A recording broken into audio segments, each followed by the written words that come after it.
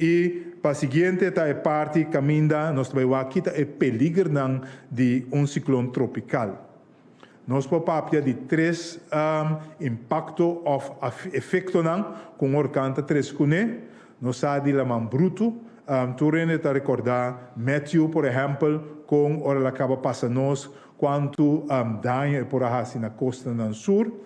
Nós recorda também Lenny, sei hope de nós conhecer também na 99 com ela três la man hope bruto na parte zuid. E seguidamente nós podemos ver de dois efeitos que o canta três cune tá viento, por exemplo, nós podemos na 88, esse é John a 13, houve viento na Corsol, pero também nós podemos mirar que na última semana quando tem basta ráfaga pisa e com algum palo mês a cai aqui. Então isso é muito importante para ter em conta com ele. Ou nós papaya de água zero torrencial, esse é mesura nós acorda é tempo como ainda nós temos Tomás abinico hopi água, pero hopi pouco de viento e pouco de la man bruto. Essa é parte que é importante para recordar orcão não está bem sempre com tur 3 efeito, pero sim se bem com mas se tem em conta que se aqui.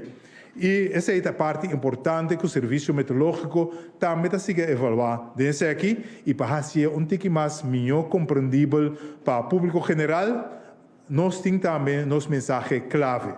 Caminha nosso mensagem clave está dando informação mais direta, mais específica que eu penso e espera de sistema assim aqui, caminha nós também over na impacto. Não somente nós estamos com o verlo vai estar, pero com o que o verlo também hasi ora a corso. Esse é nosso impacto.